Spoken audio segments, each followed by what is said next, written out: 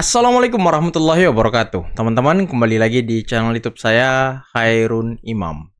Gimana nih kabar kalian? Semoga kita semua selalu diberi kesehatan, kemudahan, dan juga limpahan rezeki dari Yang Maha Kuasa, teman-teman ya. Nah, di video kali ini kita akan melihat lagi-lagi Tifa menangis, teman-teman. Kok akhir-akhir ini Tifa hobi nangis ya? Dan juga pengen dikasihani, teman-teman. Dan nuduh Pak Jokowi mengkriminalisasi mereka. Kok sekarang mereka berlagak seperti korban? Aduh Tifa, tangisanmu itu nggak ada artinya loh. Nggak ada artinya, tetap aja laporan Pak Jokowi terus bergulir di Polda Metro dan akan memenjarakan kalian. Jadi tenang aja Tifa, tunggu giliran Anda. Kami akademisi menjalankan tugas kami. Kenapa kami dilaporkan? Aduh, Tifa. Selain itu teman-teman, ada video di mana Ahmad Kojinudin, ini pengacara TPUA, pengacaranya Tifa lah ya kan. Lagi-lagi berdakwah di iNews teman-teman. Kok berdakwah ya kan? Aduh, ini orang-orang ini suka melakukan playing victim, membawa-bawa agama dalam sebuah persoalan yang merugikan mereka teman-teman. Inilah orang-orang yang selalu mempermainkan agama nih. Ya wajar lah ya orang HTI teman-teman. Dan lagi ada video dari Ibu Irma Suryani yang memberikan pesan kepada kita semua. Dan ini juga merupakan tamparan keras kepada gerombolan pemburu ijazah Pak Jokowi yang selama ini melakukan playing victim, yang selama ini seolah-olah menjadi korban. Dan Ibu Irma juga mempertanyakan apakah mereka paham dan mengerti ataupun perbedaan antara bertanya dan menuduh. Wah, nanti kan kita lihat videonya teman-teman ya. Tapi sebelum itu jangan lupa like, subscribe, dan share. Dan tanpa perlu berlama-lama lagi, mari kita mulai videonya berikut ini. Nabi kita Muhammad Sallallahu Alaihi Wasallam bersabda, kala akan datang tahun-tahun penuh kebohongan, tahun-tahun penuh tipu daya, tahun-tahun penuh dengan fitnah. Yang bohong dianggap jujur, yang jujur dianggap bohong. Yang khianat diberi amanah, yang amanah dianggap khianat. Lalu ketika itu akan ada ruwaibitoh natik berbicara. Waduh. Keluar hadisnya Kojinudin ya kan. Aduh, ini sepertinya hadis ataupun pesan yang disampaikan atau nasihat lah dari Kojinudin untuk dirinya sendiri dan juga kawan-kawannya teman-teman. Dengan nggak tadi, tahun-tahun penuh fitnah. Dan tahun ini memang sepertinya kita dipenuhi oleh fitnah. Fitnah yang disebarkan oleh Tifa, Roy Suryo, Rismon, Kurnia. Nah ini nasihat dari Kojinudin untuk klien-kliennya teman-teman. Saya gemes mas. Gemes apa ya? Lah orang sebaik Pak Jokowi banyak dicintai oleh warga kayak gini kok dihujat itu loh. Oh gitu ya? Wah. Sepertinya gak rela ya? Gak rela. Oke, siap. Gara-gara Jokowi, keluarga Dokter Tifa dipermalukan dan dibully oleh masyarakat. Keluarga saya, anak-anak saya mengalami teror. Anak-anak saya tidak punya salah apa-apa, mengalami teror. Serangan buzzer-buzzer yang tiada henti dan pemanggilan hukum kepada kami dengan tuduhan yang berat, pasal-pasal yang berat. Kami para peneliti yang sedang melakukan pekerjaan kami dituduh dengan pasal-pasal berat 8 tahun, 12 tahun. Ini sebetulnya adalah abuse of power, penyalahgunaan kekuasaan. Hukum justru dijadikan alat untuk membungkam dan menekan para peneliti seperti kami, bukan untuk menegakkan keadilan. Aparat negara lebih cepat mengusut kami ketimbang menindaklanjuti berbagai kecanggalan dokumen. Ancaman hukuman kami dengan pasal-pasal karet sungguh tidak main-main. Keluarga saya, anak-anak saya mengalami teror. Nangis bu, nangis. Anak-anak saya tidak punya salah apa-apa, mengalami teror. Nangis. Ini Tifa akhir-akhir ini suka nangis ya. Suka nangis teman-teman Tifa ini loh. Anak saya diteror, keluarga saya diteror. Apakah kita harus sedih sekarang teman-teman? Apakah kita juga harus menangis sekarang teman-teman? Apakah harus kita doakan si Tifa ini dan keluarganya? Tapi gimana menurut kalian? Nah ini ada pesan nih dari Ibu Irma kepada gerombolan pembenci Jokowi. si Tifa, Roy Suryo, Rismon, dan kawan-kawannya teman-teman. Termasuk Refli Harun juga kali ya. Assalamualaikum warahmatullahi wabarakatuh. Waalaikumsalam. Pemirsa di seluruh Indonesia, bertemu kembali dengan saya Irma Suryani di Irma Suryani Bicara. Pemirsa, kali ini saya ingin membahas terkait dengan pernyataan seseorang yang mengatakan bahwa apa nggak boleh orang bertanya. Nah, saya ingin menyampaikan definisi bertanya. Bertanya adalah ekspresi keingintahuan seseorang akan sebuah informasi yang dituangkan dalam sebuah kalimat tanya atau ujaran yang bertujuan untuk meminta informasi kepada orang tersebut. Nah, saya ingin menyampaikan kepada kita semua bahwa kalau kita bertanya, tentu kita ingin memperoleh jawaban. Dan kalau sudah dijawab, tentunya harusnya clear, selesai. Betul. Nah, tapi kalau tidak selesai, maka itu bukan sebuah pertanyaan, tapi diskusi. Atau penelitian. Nah, sekarang kalau kita bertanya kemudian dijawab tidak puas, maka kemudian pertanyaan itu bisa ditanyakan, ya, jawabannya kepada institusi yang memang berwenang, yang memang terkait dengan pertanyaan tersebut. Betul. Contoh, misalnya ada orang yang mempertanyakan ijazah Pak Jokowi. Ya, dijawab oleh Pak Jokowi bahwa ijazah saya asli. Nah, kemudian orang itu nggak puas. Nah, kemudian Pak Jokowi bilang, ya kalau nggak puas silahkan tanya UGM. Karena UGM yang mengeluarkan ijazah tersebut. Nah, UGM kemudian menjawab bahwa ijazah Pak Jokowi asli. So what? Apalagi? Gitu. Nah, selain menjawab itu, UGM bahkan memperlihatkan foto wisuda Pak Jokowi, skripsi Pak Jokowi, menjelaskan kalau Pak Jokowi memang berkuliah, KKN, dan wisuda di UGM. Apalagi ya kan? Masa nanya ijazah ke polisi? Betul. Nanya ijazah mau sampai ke Singapura? Aneh kan gitu ya? Aneh Maka banget. itu bukan pertanyaan, tapi itu adalah pemaksaan kehendak orang bertanya, tapi jawabannya harus sesuai dengan apa yang ada di pikiran dia. Itu bukan bertanya, itu menyelidiki. Nah, kalau menyelidiki silahkan selidiki secara ilmiah gitu, ya, secara data, fakta. Maka kemudian yang harus dilakukan adalah tanya ke yang mengeluarkan ijazah tersebut. Nah, kalau kemudian UGM sudah menyatakan itu asli dan siap menjadi saksi, apalagi yang harus diributin? Harusnya clear ya kan? Ini bukan persoalan bertanya, ini soal tuduhan. Nah, beda ya pertanyaan dengan tuduhan. Nah, itu yang ingin saya sampaikan kepada pemirsa di seluruh Indonesia. Maka kemudian, kenapa Pak Jokowi baru sekarang melaporkan hal ini kepada polisi? Kepada kepolisian? Karena kalau dulu beliau masih menjadi presiden, dilaporkanlah orang-orang ini, maka apapun hasilnya, orang-orang ini akan mengatakan bahwa Pak Jokowi menggunakan kekuasaannya untuk melakukan pembenaran, ya. Nah, maka kemudian setelah Pak Jokowi tidak menjadi presiden lagi dan menjadi orang biasa, Pak Jokowi kemudian mau menanggapi ini secara hukum. Dilaporkanlah orang-orang ini ke polisi. Karena apa? Karena beliau sudah menjadi rakyat jelata. Maka hari ini karena dikatakan sudah terlalu berlebihan, fitnah, hoax, dan lain sebagainya, maka Pak Jokowi mengambil tindakan.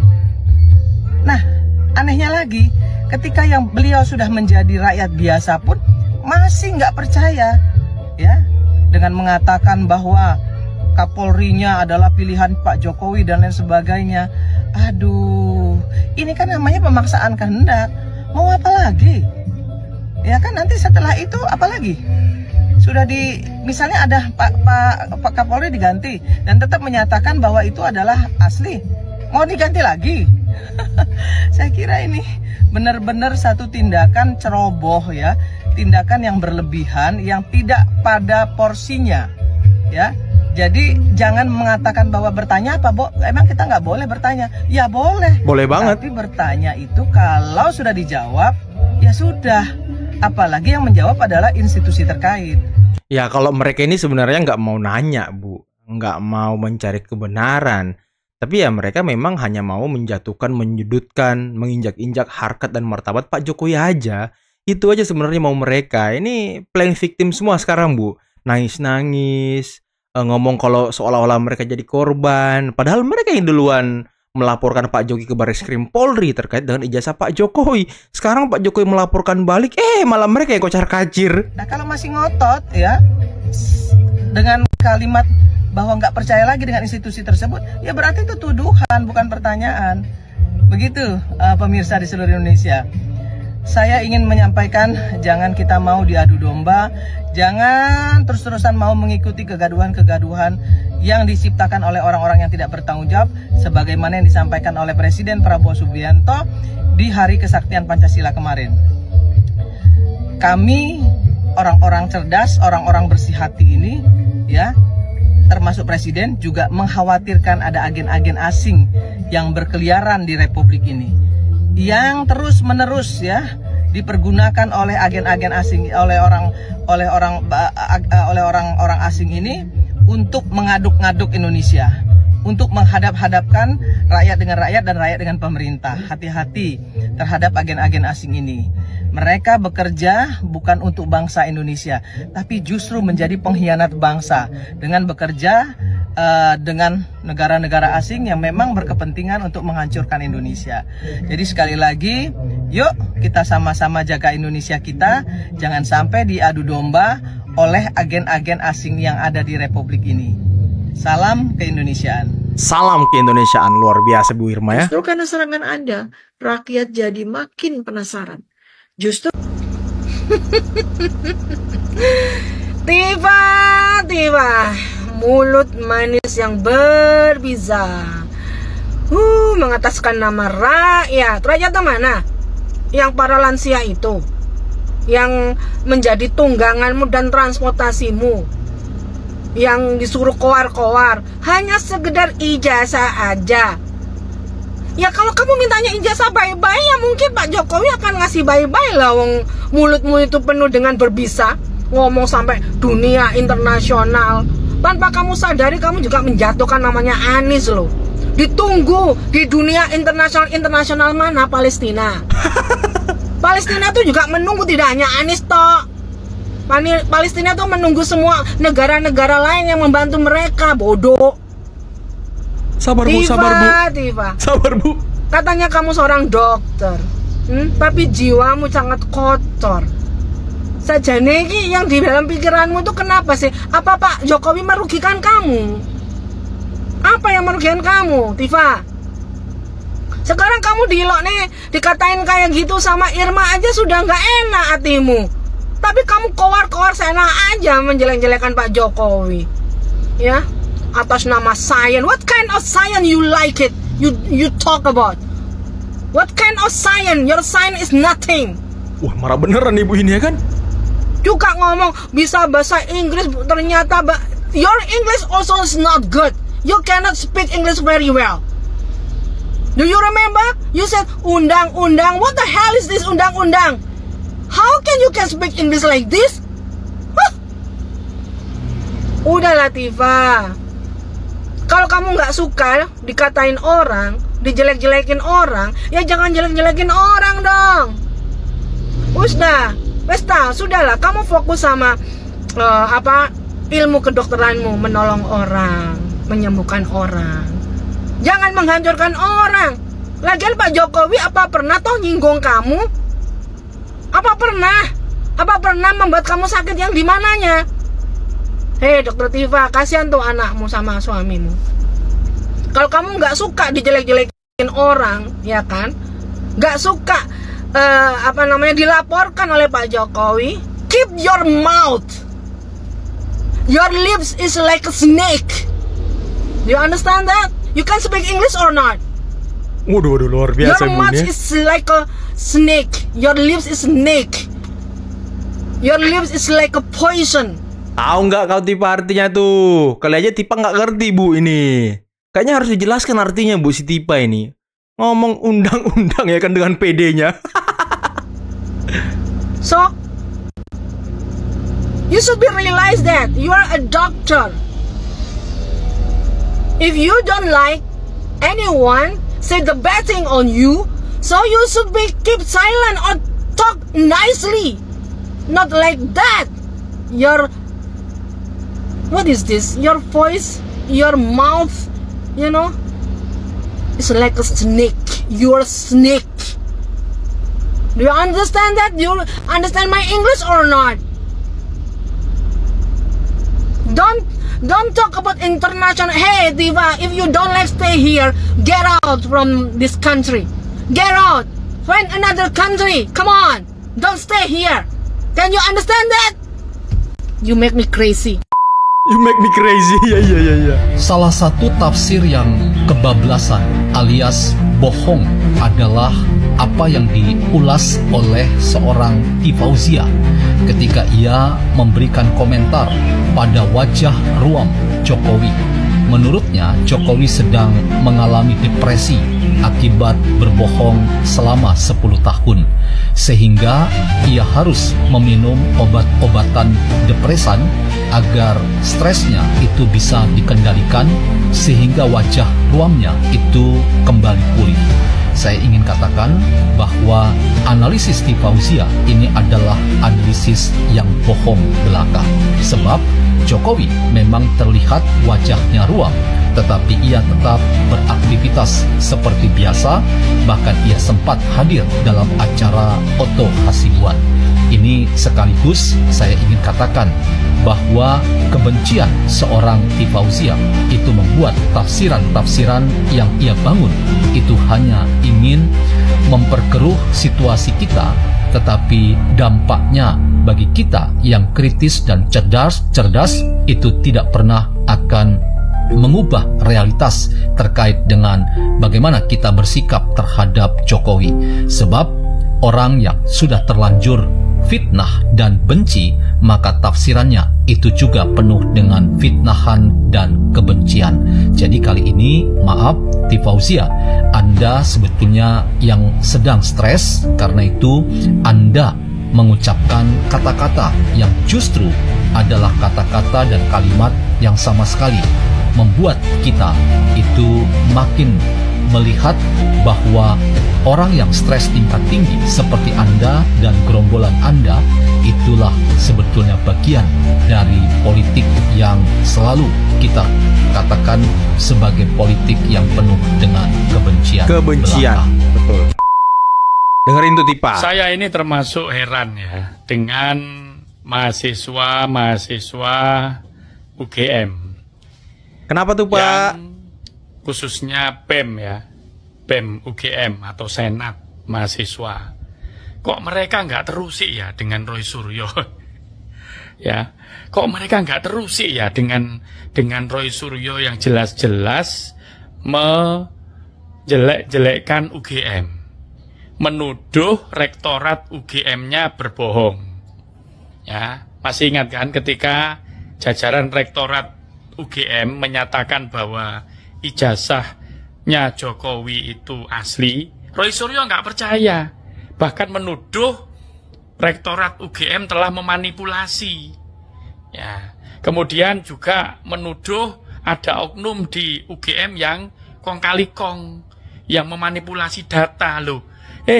Mahasiswa UGM, Anda kok nggak terusik ya dengan Roy Suryo ini ya? Ya, yang jelas-jelas sudah mencoreng yang mereka ini sudah Roy Suryo CS ini, khususnya Roy Suryo yang alumni UGM ini kan jelas-jelas menjelek-jelekan UGM. Tapi kenapa ketika dulu Jokowi, BEM UGM pada saat itu memajang fotonya Jokowi, menobatkan Jokowi sebagai alumni UGM paling menjijikkan. Lah ini Roy Suryo kok nggak dianggap menjijikkan? Padahal jelas-jelas gila nipol. Ya, kenapa kok nggak terusik? Nah teman-teman, itulah tadi beberapa video yang bisa kita simak, yang bisa kita saksikan pada kesempatan kali ini. Dan menarik ya, saya jadi teringat apa yang pernah dikatakan oleh Bapak Bambang Pacul, bahwa jangan melawan orang baik, jangan melawan orang yang approval ratingnya tinggi dan dicintai oleh rakyat. Mati kau nanti. Dan terbukti teman-teman, apakah ini karma Apakah ini imbas karena si Tifa terus-terusan menghina, memfitnah Pak Jokowi, melontarkan tuduhan liar, akhirnya keluarganya terkena imbas juga teman-teman. Dan tentu ya, ini sangat disayangkan. Kalau si Tifa sendiri yang diserang nggak masalah, ini kan sampai ke anaknya, ke keluarganya. Nah, ya saya sarankan sama Tifa ya pelan-pelan Bu, kasihan keluarganya. Tentu ini bukan hal yang kita inginkan dan harapkan teman-teman. Cuma ya inilah konsekuensi dari apa yang dilakukan oleh si Tifa selama ini. Bisa kita lihat track record dia teman-teman di akun X-nya. Seperti apa dia membuat tweet-tweet menghina, merendahkan Pak Jokowi. Ya, membuat framing-framing jahat, framing-framing liar terhadap Pak Jokowi dan keluarganya. Dan bukan cuma Pak Jokowi loh yang sering di framing sama dia. Keluarganya juga sering di framing loh. Mas Gibran, Kaesang, dan lain sebagainya. Itu kerjaan Tifa selama ini di akun X-nya. Kalau dia tidak mengakui itu, aduh. Nah ini otaknya bisa disimpan di mana gitu ya kan. Dan lagi teman-teman, tadi pesan dari Ibu Irma sangat luar biasa ya. Itu sudah sangat mencerahkan kita semua. Dan sepertinya itu pukulan telak juga bagi Tifa, Roy Suryo, Rismond, dan kawan-kawannya. Nah ini bisa jadi pelajaran nih bagi mereka semua. Dan tadi si Kozhinudin sepertinya berceramah, memberikan pesan, dan menasihati klien-kliennya. Menasihati Tifa, menasihati Roy Suryo, menasihati Kurnia. Ya tahun ini tahun penuh fitnah. Karena ya pelaku fitnahnya mereka semua ini teman-teman. Aduh kasihan banget ya. Oke teman-teman, mungkin cukup sekian dulu video kali ini. Jangan lupa like, subscribe, dan share videonya. Akhir kata billahi taufiq wal hidayah. Wassalamualaikum warahmatullahi wabarakatuh. Bye-bye.